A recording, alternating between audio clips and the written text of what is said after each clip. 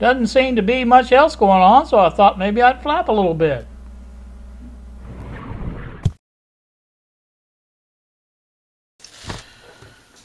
Good evening, YouTube. Here with you on a Monday. No, let's see. I think this is Tuesday. New Year's Day? I believe so. Tuesday, yes.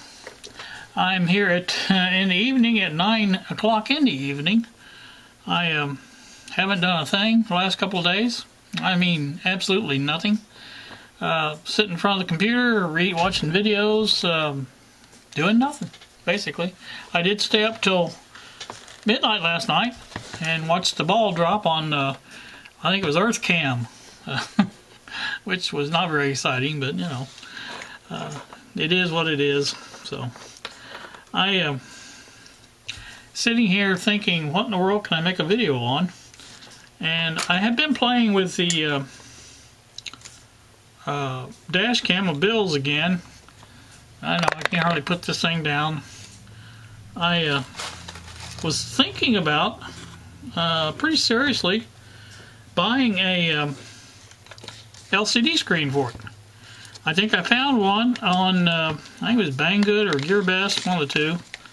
Here's the here's what it looks like as far as there's your ribbon cable for it. I did get a number off of there, and I can't remember, it was Z5G 2.2 LCD BOE, and then I think this is 126 pin PIN is what it says. Now that's what it says on the cable itself right there. It's difficult to see, obviously, but that's what it says there. And I started looking for that on the internet, and the BOE is a company in China that makes these displays, and so I feel certain that's probably the number that I need to be finding. Now, I didn't find that specific number, but I looked on whatever GearBest or Banggood or whatever it was, and I just put in a 2.4 inch LCD display, and I came up with a couple that looks just like this. And like I said, the only difference I could see in this and that one is this is a little bit longer, but it said 24 pin, and that's what I counted on here. So now the only problem with that, it was $4.80, I believe. Of course, you know, that wasn't with shipping. So with shipping, it was 9 something. I was really willing to spend that for it just to see if that fixed the problem. And the only problem is on that specific ad for that LCD screen, it says there are 2 choices to use for the controller chip, and you have to choose which whenever it is. And I have looked this thing over high and low and read every number I can read on it, and I don't find anything that matches either one of those numbers. And so I'm just assuming that maybe that's not the same one then. So you know, I'm not going to worry about it. It's not a big deal. Obviously, I can, for that price, I can get another one, a whole another one of these. So, you know, it's really not worth it. I was just wanting to see if it would fix it. That's all I wanted. And so that's all I was doing about that. I played around with that for a while, but I didn't record any of it. And like I said, I just wanted to see what was up with it. As I said, I have not done anything else at all. I watched Bill's video with his phone, and you know, he was talking about the phone, how it says swipe to there's mine. Now here's what you have to do on Bill, is just, if you look at this, you just swipe up like that and locks it. That's all you have to do. So there's my home screen, or whatever you call that. But if I, like say, if I go out and go back in, and it comes up with that screen, the locks, that's what they call a lock screen. And like I say, just flip it up like that, and there you go. So that's all you have to do. There are settings in there, and like I said, mine may be a different version, Android, than yours, I don't know. But it took me a while to get that on it. I came from Windows Phone, is what I had before, so That's my first Android phone. So Bob made some sample video. I've seen it. Doesn't look too bad. I think the Sony camera I gave him does not focus as good as it should. He was concerned about that, and it's presentable. I mean, for what he's doing. The light was a little low, and he did another take with a brighter light, and it looked a little better. So I think what he needs is a camera similar to one of these, like this, or the PlayTouch, or the ZE-1 that I'm using right now. Something like that, because it has superb. It's not focusable; it's a fixed focus, but it works pretty good for stuff like this. So, and you may notice I do have the light on behind me now. I thought, we'll try that with a video and see what happens, rather than turning it off. I don't know that you guys want to see what's behind me, but you can if you want. So, have not done any more with the Heathkit or the Fisher. I have not done anything as far as checking to see the components. I did some initial checking on the Fisher, and a lot of the disc caps, the ceramic disc caps, did not measure what they were supposed to measure, and they were well over the 20% tolerance levels, and I'm thinking maybe those are not good, and I may replace those. Now, those are not supposed to go bad. That's no guarantee that they won't go bad, but it's just, everybody says, oh, those never go bad, but, I guess they do sometimes. So that's, and then again, it may have been that from the factory. I don't know.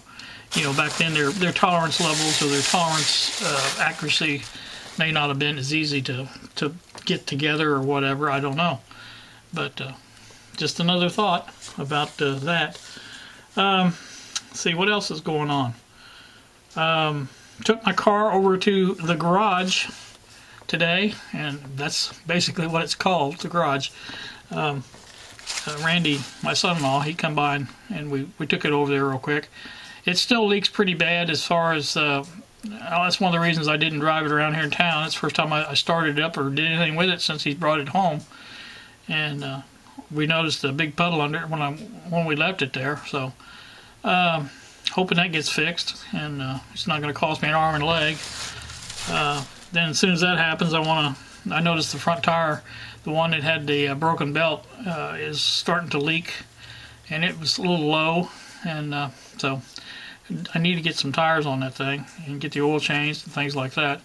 So hopefully that I can start driving my car again. I hope. The things that I have ordered, I have several things outstanding. I have, like I said, I think I told you before that I ordered one of these cameras, one of the dash cams. It's the blue model. It was $14.99, and I got a little bit of discount because I had a coupon. But that, I'm not sure when it'll be here. It just says tracking number provided. You know how that works. Of course, it's been a long weekend. Nothing's been happening. On the websites and things like that. I look for maybe an update tomorrow on that. And I have a couple other items that the LEDs. If you remember, I ordered some diffused LEDs from China, with orange being one of the colors. Those are supposed to be in this country. It said flight landed in destination country, so I'm assuming they're here. That was before the holidays, and it hasn't changed the status on that, and so don't know about that. But there's a couple other things I have ordered also. I ordered one of those, I'll try to flash up a picture of it. It's supposed to be a learning type radio. I have seen these before, and Bob gave me the link for one. And this is not exactly what I wanted, but I thought, well, it's a good place to start. What I want to eventually do is put together circuits. And I'll show you what I'm talking about.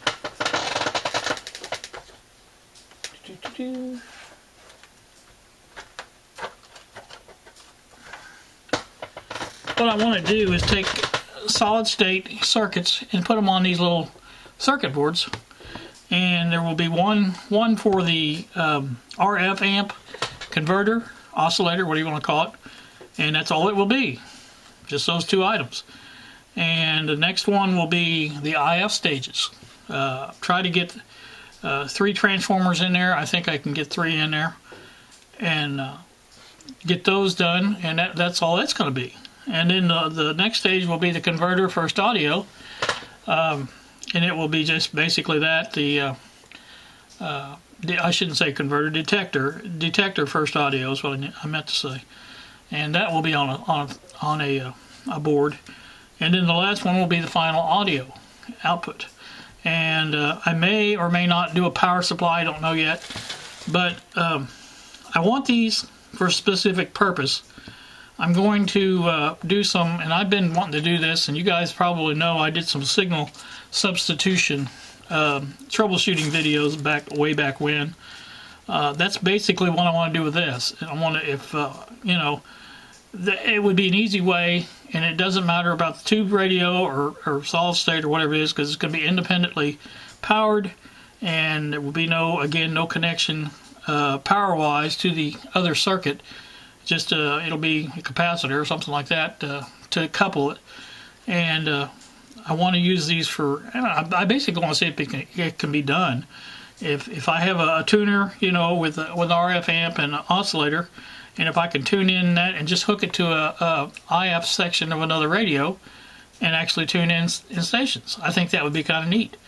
And, you know, it would be easy to troubleshoot any kind of radio that way. Now, this is obviously AM. If this is successful, I may do FM. But I think if I had these little boards, you know, around to where I could just pop one in and say, hey, let's try this and see. Now, I've got my signal generator. It does basically the same thing. But I kind of wanted to do this just to see if it could be done. I've got these circuit boards I've not really used for them. And I thought, well, you know, it'd be kind of a neat thing to do. I think Bob's doing a similar thing with tubes. And it's kind of, I didn't really get the idea from his, but, you know, that it's the same type of situation where, you know, I want to be able to substitute one of these boards in for any circuit in the radio. And that would be kind of neat, I think. But just a thought at this point in time. I thought the little learning radio, it's 7. Funny thing about it is, if you looked at the picture I put up, it says 7 tube. It's obviously not tubes; it's transistors. But I thought that would be kind of a neat thing to do. And what I wanted to do was to take that basic premise and maybe use one of the circuits out of that radio for one board. But then I want to use different circuits from different radios for the other one. In other words, maybe a Zenith IF section, or you know, even a GE, you know, detector first audio. You know, that's just the type of thing I want to do. I want to mix and match the brands, and because I don't really think it makes a difference because they all do the same thing. And you know, the oscillator, the RF oscillator, it grabs that signal out of the air and beats it with the oscillator and makes that 455 kilohertz IF. That's about all it does, and it's tunable. That's where you get the tuning. That's where the big tuning capacitor is at. And that does that, and then it sends it on to the IF. The IF are all pretty much universal. You know, they're 455 kilohertz, and they go through that IF, and they're amplified and refined a little bit better to where they're, you know, a little bit more precise. And then once they come out of that IF section, they're all detected, and they're usually sent through the volume control to the first audio. And that's where you get your first actual sound out of. And then the last stage, the final audio, is where you get your sound out of the speaker. You know, you can hear it. But they're all pretty much exactly the same. All AM radios are pretty much exactly the same. Not all, but pretty much all the same. And I thought that'd be kind of really neat to have, you know, just be able to take these 4 or 5 circuit boards and put them together and make a radio. I just thought it'd be neat. So that's just something I'm dreaming up. You know me, I'm a dreamer. One of the other things I wanted to get into here is the new year. I haven't actually made any resolutions. I don't believe in resolutions that much, but I can't help but wonder or think about things like that when you at the beginning of the new year, because it's supposed to be a positive time. You know, you start over fresh and all this stuff, and that's all well and good. But I think I've kind of come up with a few new rules that I'm going to try to adhere to, and I think I do this about every year. But one thing is these backed up projects or retro projects, what do you want to call them, to where I've started them and haven't finished them. I'm going to try to get some of those done, and before I get into a bunch of new ones. I know I've already talked about a new one, but you know, I want to try to do that first, and I'm trying to limit myself. The only time I will interrupt those projects is to do a bench project like this light. That would have been a project that I went ahead and do because it's an improvement for my bench, and it helps me work on things. So, you know, that would have been a project that I would have said, okay, we'll put that aside and do this. But other than that, you know, unless there's something I'm doing for someone, and I try not to do that very often. Most of the stuff I work on is my stuff, and I do it at my own time, you know, the way I want to do it. But so that's some of the things I'm looking at as far as the new year is concerned, trying to get better at doing stuff like that. I know it's not easy sometimes, but you know, you try to do your best. And I was supposed to plug my phone in. I forgot all about it. Let's see if this thing works. Uh-oh, that ain't gonna work. That'd be wrong one. Oh, there it is. No wonder it didn't. You'd think they'd make all these standardized to where they're all the same way, but they don't. They have to make them a little bit different. All your cell phone chargers are about the same, but there's that one for that dash cam is a little bit different. Yeah, it's charging. I was sitting there charging it in my chair in the living room, but I noticed that it wasn't charging. It was not doing anything. The light was on. Kind of like the light was on, but nobody was home. And so I finally figured out the little thing plugged into the USB was not plugged in hard enough or far enough or whatever. It needed to be pushed in a little more. So I thought, well, I'll come in here and make this. I'm trying to scoop up my little screws for the dash cam. You know, I don't know what I'm going to do with this. I don't really understand, or I don't really have a plan for doing anything with it because I don't know what you can do with it. I mean, no screen. It's kind of hard to make any kind of project with it. I don't really know what I would do with it. That's why I thought I would see if I could at least fix it. You know, I hate to just, I guess it can go in the junk drawer. So, I don't know. But if there was a way of fixing these, I would think about taking that apart and fixing it. But I really don't think there's any way of fixing those. I think once they're broken there, I may take it apart just to look at it. What do you got to lose, right? It's broke already. So it does look like it will come apart. The black comes apart from the white frame that goes around it. And, you know, could be a broken wire inside or something like that, you know. Who knows? I may look at it. If I do look at it, and I will point that out and show you when I do, if I find anything. All right, I have talked long enough. I think I've covered everything I wanted to cover. If I didn't, I'll be flapping again some other time. You know me. So I think that's going to do it. Probably the next thing I'm going to do is work on the Lafayette or the Fisher, one of the two. And to tell you the truth, I haven't really felt like doing anything. You know, holidays just, you know, there's nothing going on here, but at the same time, the only thing I do is sit in my chair and eat. That's probably not a good thing anyway. I know that's not a good thing, but I do it anyway, so, you know. Watch a little TV, watch some YouTube. That's about it. You guys have a pleasant evening. Thank you so much for watching, and we will see ya.